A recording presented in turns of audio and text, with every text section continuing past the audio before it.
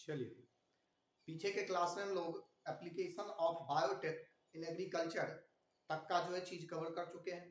उसमें हम लोग ये देखे कि बायोटेक्नोलॉजी का यूज हम लोग किस तरह से एग्रीकल्चर में करेंगे, उस प्रोसेस का हम लोगों को फायदा क्या है, और उसके साथ ही जब हम लोग एग्रीकल्चर में यूज किए तो हमारे इन्वायरमेंट पर उसका क्या साइड इफेक्ट हुआ, हमारे लाइफ में उसका क्या साइड इफेक्ट है, क्या वो जरूरी है और क्या वो जरूरी नहीं है।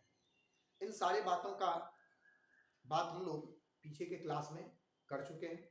आज हम लोग use of biotech in medicine, दवाई में हम लोग किस तरह से मेडिसिन का यूज करेंगे, इस चीज का चर्चा करेंगे। कृषि पढ़ चुके हैं आप, यहाँ बढ़ते हैं आगे।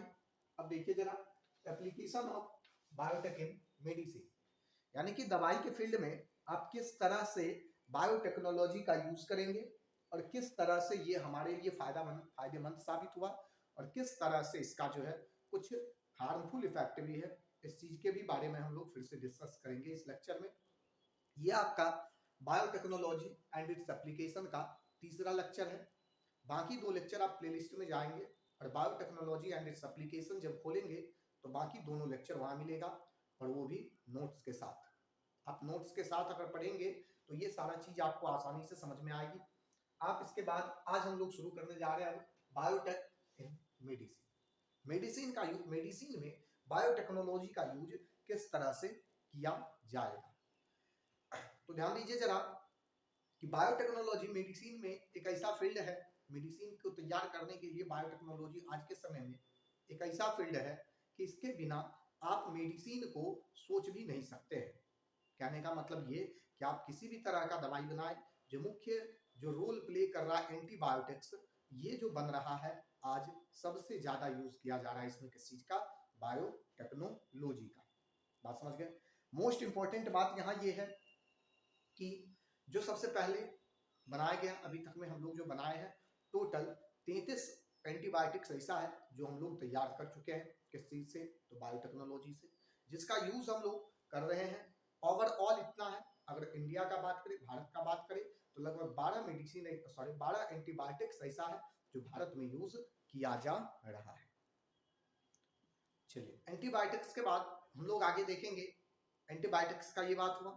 अब देखिए जरा कि और क्या चीज है जो हम लोग तैयार किए हैं, और कौन सा इस तरह का दवाई है, मेडिसिन है जो हम लोग बायोटेक्नोलॉजी के थ्रू तैयार किए हैं। तो सबसे पहले आप ध्यान देंगे जो है वो इंसुलिन है। Insulin most important hormone present in human body, मानव शरीर में पाया जाने वाला अत्यंत महत्वपूर्ण हार्मोन जो हम लोगों के शरीर में ग्लूकोज को तोड़ने में मदद करता है।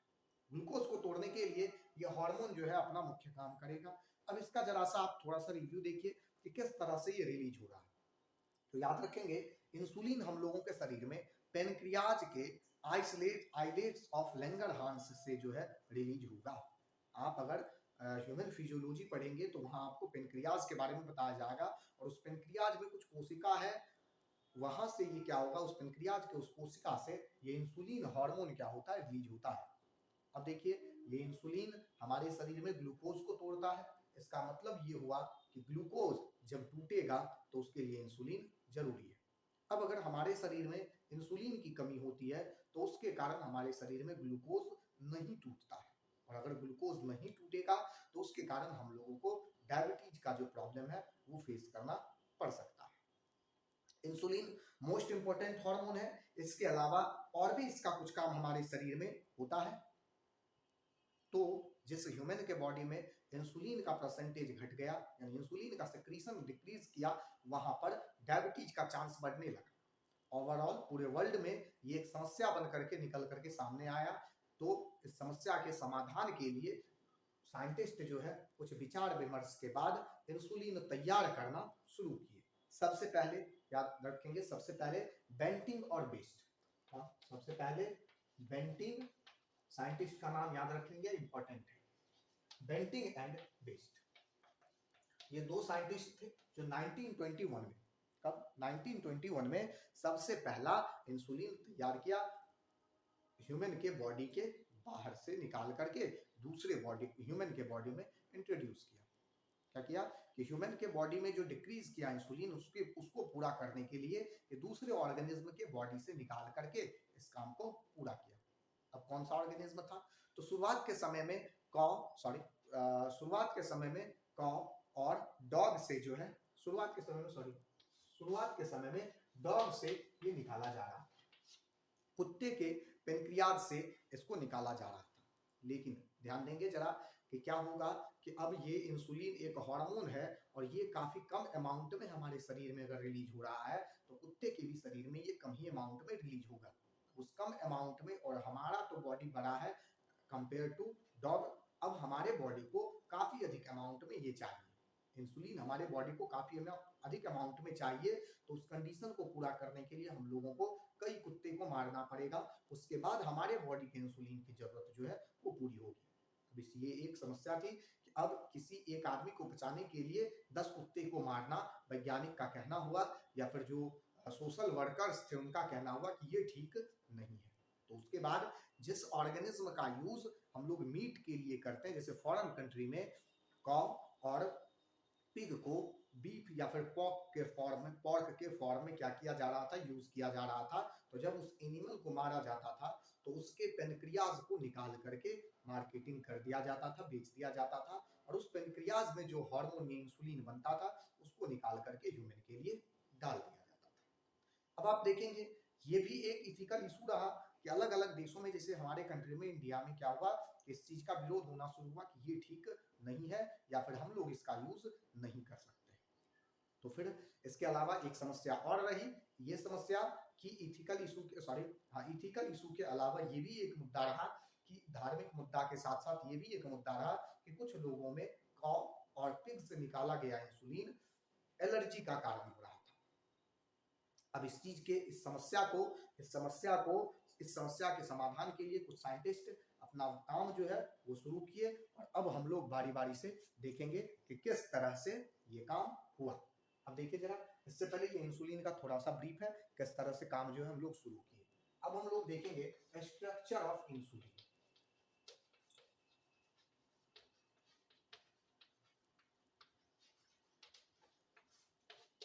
इंसुलिन का स्ट्रक्चर क्या, इंसुलिन किस तरह से है हमारे बॉडी में, इसका स्ट्रक्चर कैसा है, इस सब चीज के बारे में देखेंगे। उसके बाद हम लोग बढ़ेंगे आगे। ध्यान देंगे जरा, जनरली इंसुलिन जो है, अगर ये ध्यान देंगे, पहले हम लोग देखेंगे प्री या इमेच्योर फॉर्म कह सकते हैं, प्री इंसुलिन या फिर इमेच्योर इंसुलिन, और इसके बाद देखेंगे इंसुलिन। इस तरह बना लेते हैं प्री इंसुलिन और इसके बाद बना लेते हैं इंसुलिन, प्री इंसुलिन और इंसुलिन। ध्यान देंगे जरा, प्री इंसुलिन का हम लोग स्ट्रक्चर देखें तो ये स्ट्रक्चर आपको कुछ इस तरह का नजर आएगा, जिसमें 3 चेन जो है वो प्रेजेंट होता है।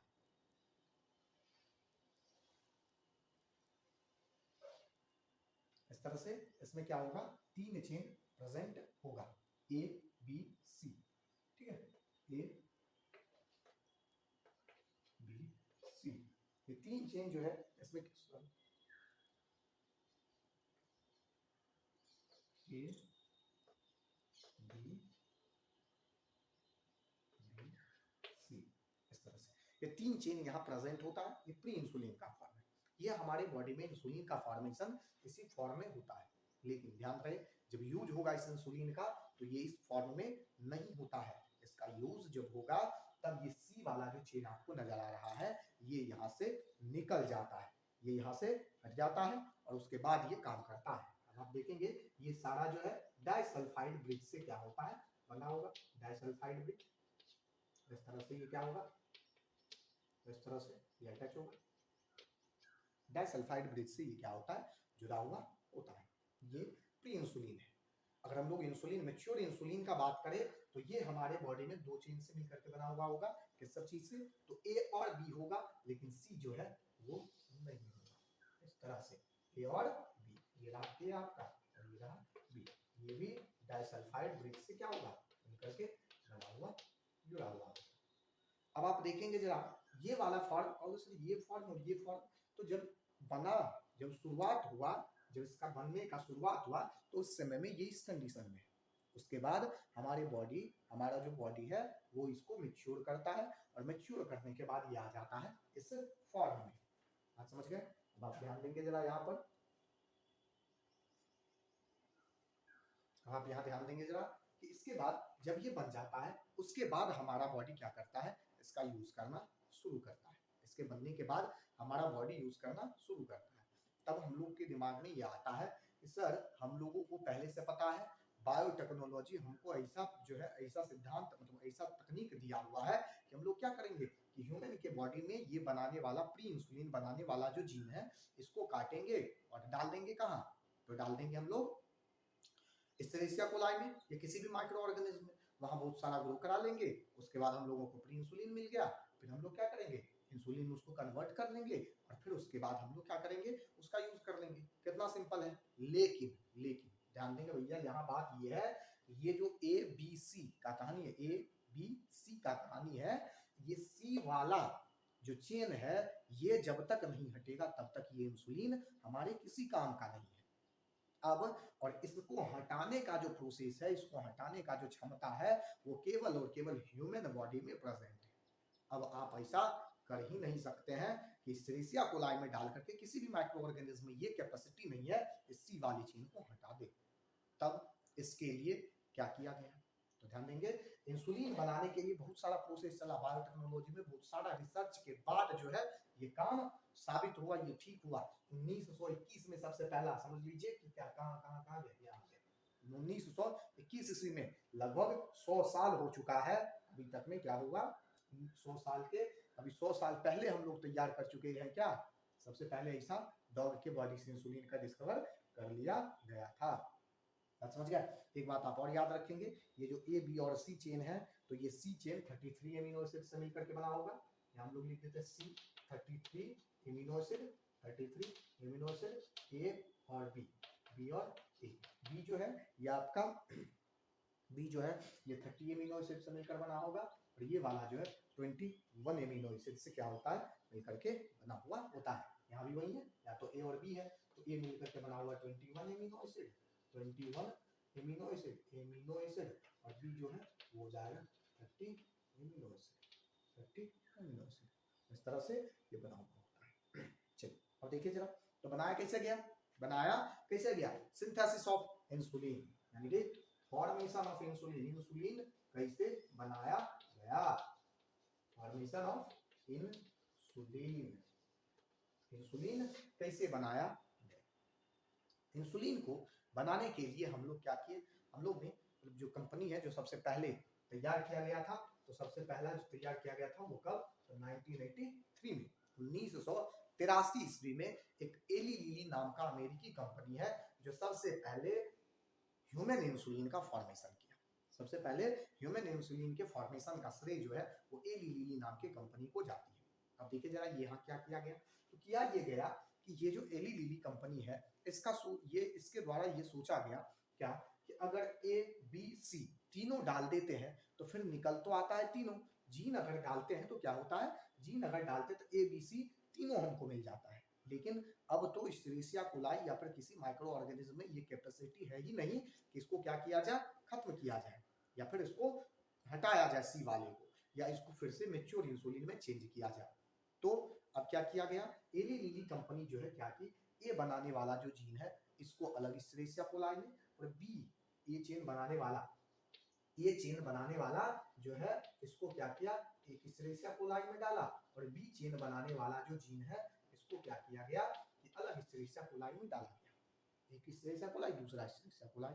जब इसको दूसरे एस्चेरिचिया कोलाई में डाला गया, ये अलग बहुत सारा ए चेन बनाया, ये वाला एस्चेरिचिया कोलाई बहुत सारा ए चेन बना लिया, ये वाला जो है क्या किया, बहुत सारा बी चेन बना लिया। अब ये दोनों जब बनाया उसके बाद इस दोनों को निकाल करके डाइसल्फाइड बॉन्ड से जोड़ दिया गया। इस दोनों को क्या किया गया, निकाल करके डाइसल्फाइड बॉन्ड से जोड़ दिया गया। अब जो हम लोगों को मिला वो सीधा कौन सा मिला, तो मैच्योर इंसुलिन मिला है, आपको प्री इंसुलिन नहीं मिला। अब इस मैच्योर इंसुलिन को क्या किया गया, मार्केटिंग कर दिया गया। इस मैच्योर इंसुलिन को क्या किया गया, मार्केटिंग कर दिया गया। यही प्रोसेस है किस चीज का, सिंथेसिस ऑफ इंसुलिन का। किसका है, सिंथेसिस ऑफ इंसुलिन। बात समझ गए? बात समझे या नहीं? ये सारा कहानी है इस चीज का। अगर आपको कोई दिक्कत है तो आप कमेंट कर सकते हैं इस चीज का क्या है। इस तरह से जो भी दिक्कत है आप कमेंट कर सकते हैं। इस तरह से आपको फिर से एक बार बता करके इस वीडियो को फिर से अपलोड कर दिया जाएगा। इसका आप स्क्रीनशॉट ले लीजिए अगर लेना चाहते हैं तो। ऐसे नोट में सारा कुछ आपको मिल जाएगा। चलिए बढ़ते हैं आगे हम लोग यहाँ से।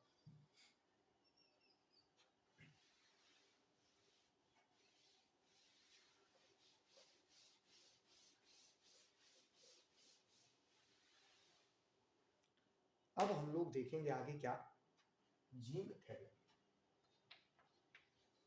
जीन थेरेपी मेडिसिन में ही जैव उपचार, ठीक है। जीन थेरेपी जैविक उपचार या फिर जीन उपचार भी आप कह सकते हैं। जीन उपचार भी आप कह सकते हैं। चलिए देखिए जरा जीन थेरेपी क्या है। जीन थेरेपी क्या है? जीन थेरेपी का अगर हम लोग बात करें तो जीन थेरेपी क्या है कि ऐसा थेरेपी जिसमें हम लोग जीन से संबंधित उपचार का चर्चा करें, यानी कि बायोटेक्नोलॉजी का यूज हम लोग जीन के उपचार में भी करते हैं। अगर किसी बच्चे में जीन से संबंधित कोई विकार है तो उसका जो है इलाज भ्रूण अवस्था में ही किया जाना संभव है। किस टेक्निक से? बायोटेक्नोलॉजी के टेक्निक से। गर्भ में अगर कोई शिशु पल रहा है और वहां अगर किसी तरह के जीन से रिलेटेड समस्या है तो वहां पर क्या किया जा सकता है कि उसका इलाज संभव है। समझ गए? चलिए देखिए जरा जीन थेरेपी किस तरह से किया जाएगा। जीन थेरेपी का दो टेक्निक है। हम लोगों के पास दो टेक्निक है, एक टेम्पररी और दूसरा जो है वो है परमानेंट। तो पहले हम लोग जो है टेम्पररी का चर्चा कर लेंगे, टेम्पररी, और दूसरा हम लोग बात करेंगे किस चीज का, तो परमानेंट का।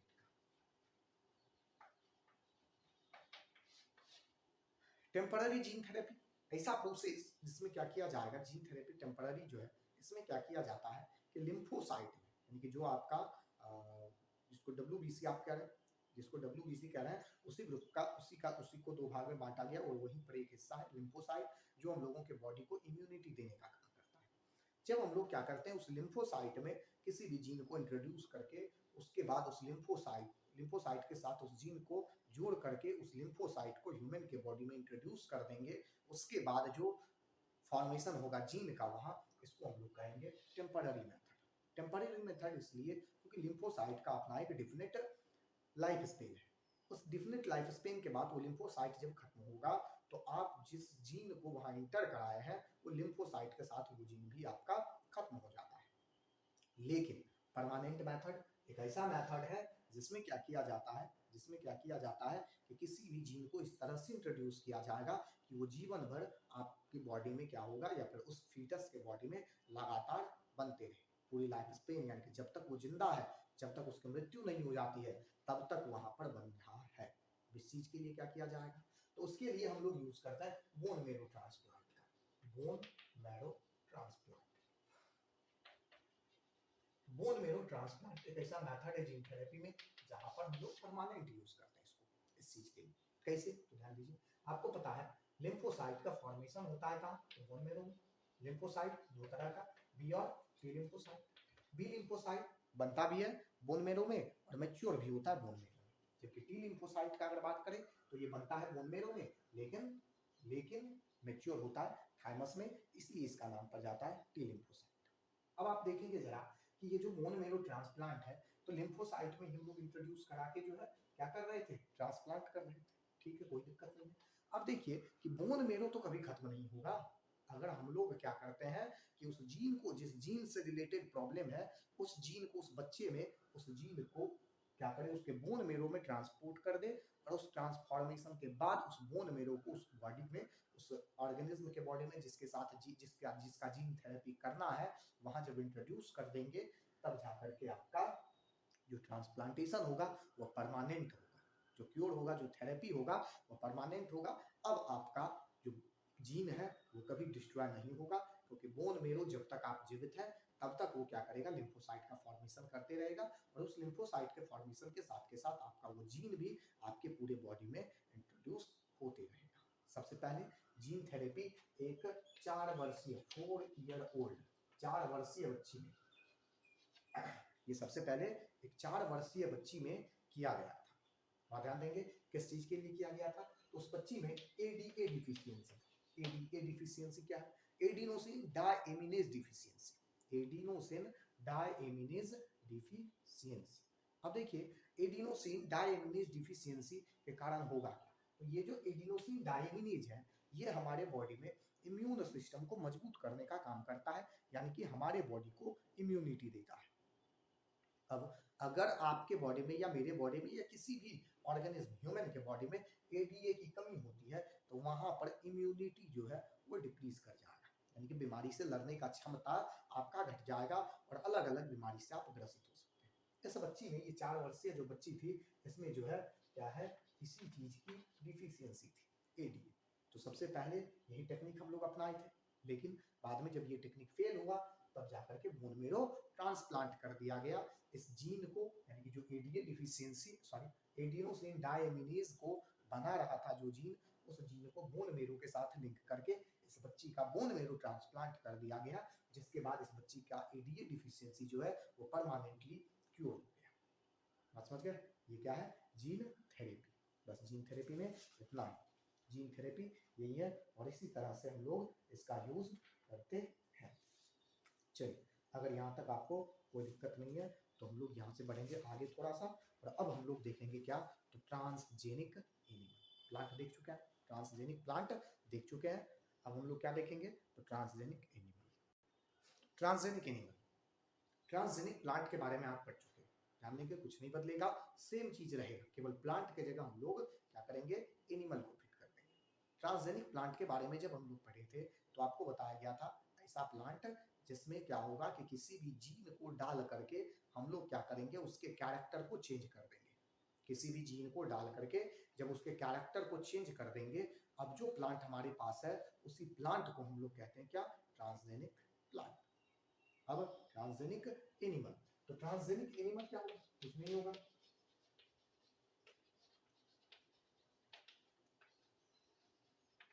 ट्रांसजेनिक एनिमल ह्यूमन भी तैयार कर सकते हैं, ह्यूमन भी तैयार कर सकते हैं, लेकिन ये लीगली बैन है, लीगल नहीं है, नहीं तो तैयार किया जा सकता। अगर ऐसा होता, ह्यूमन तैयार किया जा सकता था, तो ये विश्व के लिए एक वरदान भी साबित हो सकता था और एक श्राप भी साबित हो सकता था। वरदान इस फॉर्म में, जैसे आप पढ़ते नहीं है, आपके उस जीन को निकाल दिया जाए। किस जीन को? जो आपको पढ़ने के लिए नहीं दे रहा है, उस जीन को निकाल दे और किस जीन को डाल दे, जिस जीन से आप पढ़ना शुरू करें वो जीन आप में इंट्रोड्यूस कर दिया जाए, तो क्या होगा, आप पढ़ना शुरू कर देंगे। अब ये क्या हो गया, आप ट्रांसजेनिक ह्यूमन हो गए, आप हो गए ट्रांसजेनिक ह्यूमन, क्योंकि आपका कैरेक्टर पहले क्या था, नहीं पढ़ने का, अब क्या है, पढ़ने का। इस कैरेक्टर को हम लोग ट्रांसजेनिक ह्यूमन कहते हैं, लेकिन ये लीगली बैन है। क्यों? क्योंकि अगर मान लीजिए कि किसी भी ह्यूमन में अगर हम लोग ऐसा, हम लोग इस तरह का जीन इंट्रोड्यूस कर दिए जो काफी ज्यादा मजबूत है, जो काफी ज्यादा इंटेलिजेंट है, जो काफी ज्यादा हैवी है, बड़ा है, भयानक सा है, अब उसमें अगर डाल दिए, अगर उसका यूज हम लोग सही दिशा में कर रहे हैं तब तो ठीक है, जिसका दिमाग तेज है वो गलत भी तो दिमाग लगा सकता है, गलत दिमाग अगर लगाना शुरू कर दिया तो उसको पकड़ना फिर किसी के बस का बात नहीं है, इसीलिए ये लीगली बैन है। ट्रांसजेनिक ह्यूमन आप नहीं बना सकते हैं, अगर इसका अलाउ दिया जाए तो ये संभव है। ट्रांसजेनिक आप जिस तरह का ह्यूमन चाहते हैं उस तरह का ह्यूमन आप तैयार कर सकते हैं। ट्रांसजेनिक एनिमल ऐसा एनिमल जिसके जीन को चेंज करके आप क्या करेंगे, उसके कैरेक्टर को बदल देंगे, उसी को आप कहेंगे ट्रांसजेनिक एनिमल। कहोगे सर ट्रांसजेनिक एनिमल हम तैयार क्यों करें, क्यों किया गया था तैयार, तो तैयार करने का बहुत सारा प्रोसेस है, हम लोगों को बहुत सारा ट्रांसजेनिक एनिमल का काम होता है। क्या सब, तो ध्यान देंगे जरा, पहले ये देखेंगे कि ट्रांसजेनिक है क्या सब। तो हम लोग ट्रांसजेनिक फिश तैयार कर लिए, ट्रांसजेनिक फिश हम लोग जो है क्या किया है, तैयार कर लिए हैं। ट्रांसजेनिक रैट तैयार कर लिए, ट्रांसजेनिक रैबिट तैयार कर लिए, ट्रांसजेनिक एनिमल काउ तैयार कर लिए, ट्रांसजेनिक पिग तैयार कर लिए, ट्रांसजेनिक पिग तैयार कर लिए, ट्रांसजेनिक और भी कैटल्स, बहुत सारा ऐसा ऑर्गेनिज्म है जो हम लोग ट्रांसजेनिक फॉर्म में एनिमल को तैयार कर लिए हैं, और उसका हम लोग क्या करते हैं, अपने अपने फायदे के लिए क्या करते हैं, यूज करते हैं। चलिए देखेंगे जरा advantage of transgenic animal. Advantage of transgenic animal, क्या सब ट्रांसजेनिक एनिमल का फायदा है। तो सबसे पहला हम लोग vaccine safety testing, transgenic animal का एडवांटेज, एडवांटेज और एडवांटेज,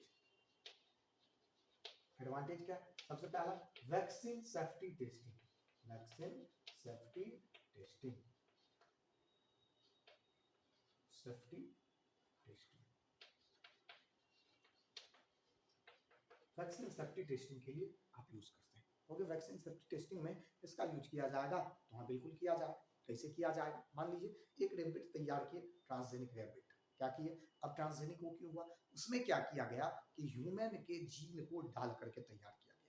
अब उस रैबिट में या उस रैट अगर तैयार किया तो उस रैट में क्या होगा कि ह्यूमन का जीन आ गया, तो वो ह्यूमन के जैसा कैरेक्टर शो करेगा वो जीन। अब अगर किसी वैक्सीन को हमको डालना है किसी ह्यूमन में, तो सीधा तो डालेंगे नहीं, पहले उसका टेस्ट होगा कि अगर इसका कोई साइड इफेक्ट भी है क्या। अगर कोई साइड इफेक्ट नहीं है तब जाकर के हम लोग ह्यूमन पे यूज करते हैं। अब देखिए जरा क्या किया गया कि उस वैक्सीन को अब क्या किया जाएगा, उस रैबिट को लगा दिया गया। अब जब उस रैबिट को या फिर ट्रांसजेनिक रैट को लगाया गया, उसके बाद उसका स्टडी किया जाएगा कि इसके बॉडी में जो ह्यूमन जीन डाला गया था, उस जीन पर इस वैक्सीन का क्या इफेक्ट है, उस जीन पर इसका क्या इफेक्ट है। अगर वो जीन इफेक्ट नहीं हुआ तो उसको मार्केट में लॉन्च किया जाएगा कि हाँ इसका कोई साइड इफेक्ट नहीं है। अगर उसको किसी तरह का साइड इफेक्ट दिखा तो फिर से उसका जो है क्या किया जाएगा, टेस्ट किया जाएगा, फिर से उसको ठीक किया जाएगा, तब जाकर के फिर मार्केट में लॉन्च करेगा, फिर टेस्ट होगा, फिर अगर कोई दिक्कत नहीं है तब जाकर के मार्केट में उसको लॉन्च किया जाएगा। वैक्सीन सेफ्टी टेस्टिंग यही है। इसके बाद आप दूसरा यूज करेंगे chemical safety testing, chemical safety testing, chemical safety testing. अलग अलग तरह का एंटीबायोटिक्स हम लोग यूज करते हैं, अलग अलग तरह का क्या करते हैं, एंटीबायोटिक्स हम लोग यूज करते हैं। तो उस एंटीबायोटिक्स का जो केमिकली नेचर है, वो केमिकल नेचर किस तरह से नुकसान हम लोगों के बॉडी को पहुंचा सकता है, इस बात के स्टडी के लिए भी हम लोग ट्रांसजेनिक एनिमल का यूज करते हैं। बात समझ गए? इसके बाद केमिकल एंटीबायोटिक्स को ह्यूमन के पास देने से पहले उस ट्रांसजेनिक रैट, रैबिट या फिर किसी चीज पर यूज किया जाएगा, और इसके बाद हम लोग क्या करेंगे, इसको मार्केट में लॉन्च करेंगे। Growing of spare part, growing of spare part, क्या करते हैं, मान लीजिए जैसे जनरली इसके लिए पिग का यूज किया जाता है, और भी एनिमल का यूज किया जा सकता है, लेकिन जनरली क्या होता है कि पिग का ही यूज किया जाता है। अब देखिए जरा क्या किया जाएगा, इस पिग में क्या किया गया कि ह्यूमन का जीन डाल दिया गया, और उसके बाद उसके बॉडी में जो चीज का हमको जरूरत है, जैसे हार्ट का जरूरत है, लंग्स का जरूरत है, किडनी का जरूरत है, ये सारा ऑर्गन जो है उसके बॉडी में क्या किया जाएगा, फिट कर किया जाएगा कि आगे वो बनाते रहे उसको, और जब हमको जरूरत होगा उस पिग से उसको निकाल लिया जाएगा, उस सुअर को मार दिया जाएगा, उसके बाद वहां से वो क्या किया जाएगा, निकाल लिया जाएगा, और उसका यूज हम लोग कर लेंगे। बात समझ गए? इसके बाद production of clone, production of clone, ध्यान देंगे जरा, production of clone, production of clone, clone को तैयार करने में, जैसे सिप है, अभी जो सिप है, सॉरी पहले जो सिप था हम लोगों के पास, वहां से ऊन का जो उत्पत्ति था वो कम हो रहा था। हम लोग क्या सोचे कि और ज्यादा ऊन चाहिए, तो हम लोग क्या किए कि ट्रांसजेनिक सिप तैयार किए। वो ऐसा सिप था जिसमें क्या होता, उसका शरीर दुबला पतला होता, और उसमें ऊन का जो मात्रा वो काफी ज्यादा होता। ऊन के लिए अगर तैयार किए, तो अगर हम लोग उस भेड़ को मांस के लिए तैयार करेंगे तो उसके बॉडी में ऊन कम होगा, और क्या होगा, मांस जो है वो अधिक होगा। इस तरह से हम लोग ट्रांसजेनिक क्लोन तैयार किए। सबसे पहला जो तैयार किया गया था ऊन के लिए क्लोन, वो था द डॉली सिप, नाम याद रहना चाहिए आपको, द डॉली सिप, जो कब से कब तक 1996 में बनाया गया था, और 2003 ईस्वी तक वो जीवित रहा। समझ गए? इसके अलावा हम लोग ट्रांसजेनिक चिकन भी तैयार किए, ट्रांसजेनिक चिकन, ट्रांसजेनिक गोट तैयार किए, ट्रांसजेनिक काव तैयार किए, ट्रांसजेनिक काव, या यहाँ पर देखिए इसका, आप देखिए जरा, बायो प्रोडक्ट लेने के लिए, बायो प्रोडक्ट, जैव उत्पाद लेने के लिए, बहुत सारा दवाई ऐसा है जो जैविक उत्पाद है, बायो प्रोडक्ट है, लिविंग ऑर्गेनिज्म से ही तैयार किया जा सकता है। अब इस ये जो सारा चीजें, ये बायो प्रोडक्ट, ये काफी महंगा मार्केट में मिलता था, तो सामान्य आदमी के बस के बाहर था ये चीज, इसीलिए बायोटेक्नोलॉजी का यूज करके हम लोग क्या किए, ये तैयार कर लिए। बात समझ गए? अब देखिए जरा यहाँ पर क्या किया जाएगा, इस बायो प्रोडक्ट में क्या किया गया कि सबसे पहले हम लोग बात कर रहे थे ट्रांसजेनिक काउ का। ट्रांसजेनिक काउ, जो सबसे पहला ट्रांसजेनिक काउ था उसका नाम था दरोजी काउ।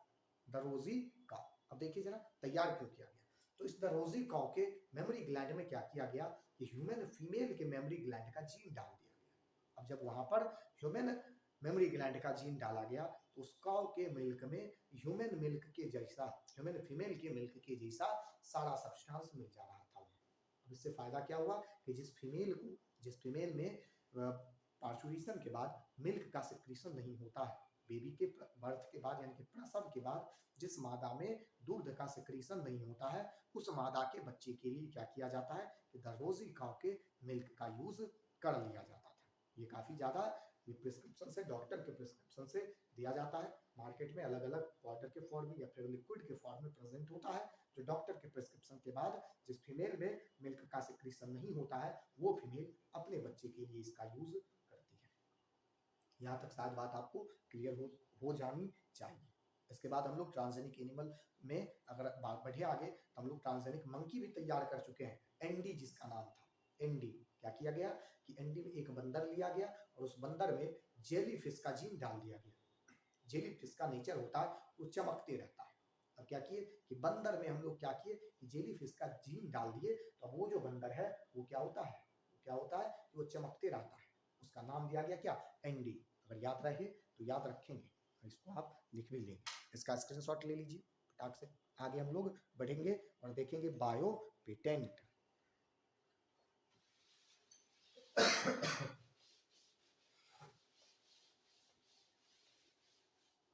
चलिए बढ़िया आगे जरा और बढ़ जाते हैं कहाँ, तो बायो पेटेंट के।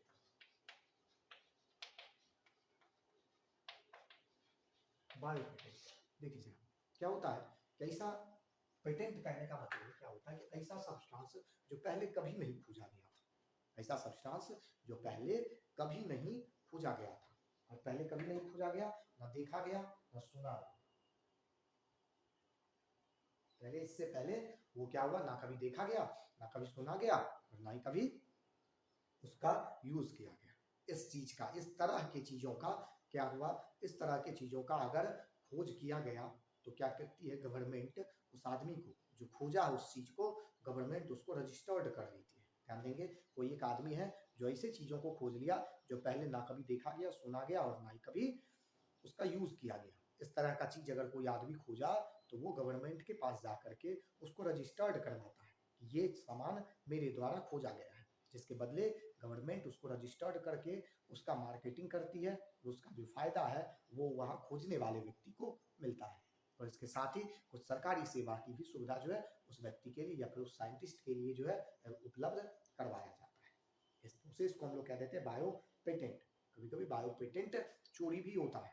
बायो पेटेंट कभी कभी चोरी भी होता है, ढूंढा गया किसी दूसरे आदमी के द्वारा और बाद में उसका उपयोग रजिस्टर्ड करवाते समय कोई दूसरा आदमी उसको रजिस्टर्ड करवा दे। बात समझ गए, तो ये बायो पेटेंट है। अब आ जाएगी आप जरा कहाँ, तो बायो पायरेसी। लास्ट टॉपिक है किस चीज का, आपके एनसीईआरटी का। ध्यान देंगे बायो पायरेसी पढ़ेंगे, एनसीईआरटी समझ में आएगा। बायो पेटेंट, बहुत सारा पेटेंट ऐसा है जो कैंसिल भी कर दिया गया है। जैसे हमारे यहाँ की ही किसी दूसरे वैरायटी को कोई दूसरा कंपनी वाला या फिर दूसरे देश वाला क्या किया, अपने नाम से रजिस्टर्ड करवा लिया, इंटरनेशनल लेवल पर अपने नाम से रजिस्टर्ड करवा लिया। उस पेटेंट को कैंसिल भी किया जा सकता है। पेटेंट बाद में कैंसिल नहीं होता है। जैसे अगर मान लेते हैं कोई एक पर्सन किसी चीज को ढूंढा और कोई दूसरा पर्सन उसको रजिस्टर्ड करवा लिया, बाद में अगर कोर्ट वगैरह से जीतने के बाद अगर पहला आदमी जीत जाता है केस, तो उस पेटेंट को कैंसिल कर दिया जाता है और उसका जो भी मुआवजा है वो उस खोजने वाले आदमी को मिलता है। समझ गए, तो कैंसिल भी किया जाता है बायो पेटेंट को। अब आते हैं हम लोग कहाँ, तो बायो पायरेसी।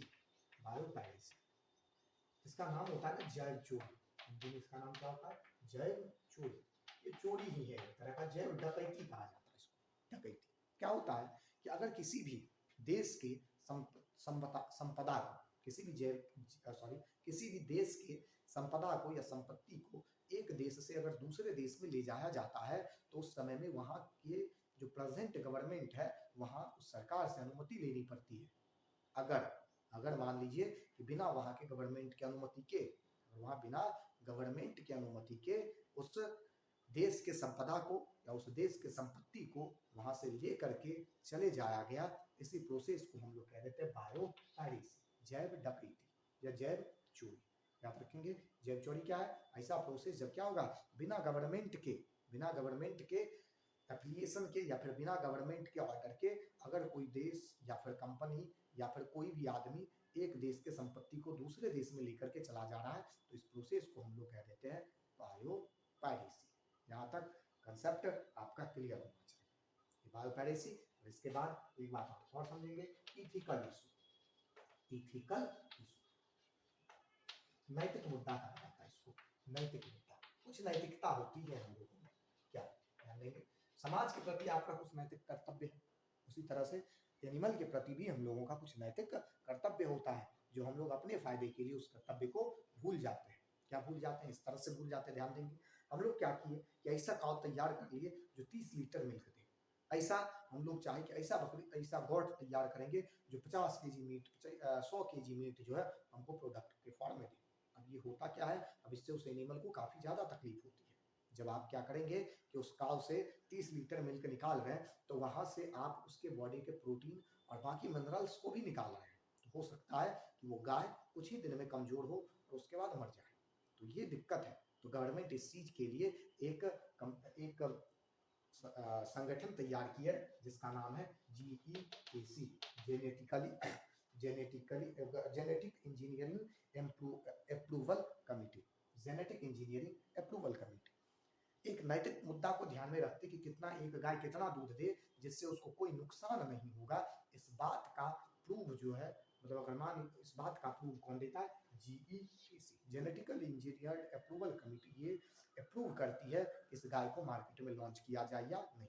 अगर हम एक गाय बनाए, ट्रांसजेनिक का तैयार किए और वो 50 लीटर दूध दे रही है, और हम जेनेटिक इंजीनियरिंग अप्रूवल कमेटी के पास जाए और कहे कि इसको अप्रूव कर दीजिए, तो शायद वो नहीं करे। इसका कारण ये रहेगा कि कहा जाएगा ये कि अगर मान लेते हैं कि ये गाय 50 लीटर दूध देगी, तो हो सकता है कि इसको कुछ नुकसान हो और कुछ ही समय में ये मर जाए। जो एथिकल इशू यही है, वो मुद्दा जो क्या होता है कि जीवों को अब हम लोग अपने फायदे के लिए जीव का इतना उपयोग नहीं कर सकते जिससे उसको कोई नुकसान हो। इसी मुद्दा को हम लोग कह देते हैं नैतिक मुद्दा। इसी के साथ आपका बायोटेक्नोलॉजी एंड इट्स एप्लीकेशन जो है ये खत्म हुआ, और बायोटेक्नोलॉजी यूनिट आपका इस तरह से खत्म हुआ। दोनों चैप्टर आपको प्लेलिस्ट में मिलेगा, आप ध्यान से देख लेंगे। दोनों चैप्टर में कुछ भी अगर कोई दिक्कत है आप कमेंट करिए, उसके लिए आपको फिर से एक वीडियो बना करके आपको डाल दिया जाएगा जहां जो भी दिक्कत है। साथ में आप लाइक, शेयर और सब्सक्राइब भी करेंगे ताकि वीडियो का नोटिफिकेशन आपको मिलता रहे और आपकी पढ़ाई टू बी कंटिन्यू रहे।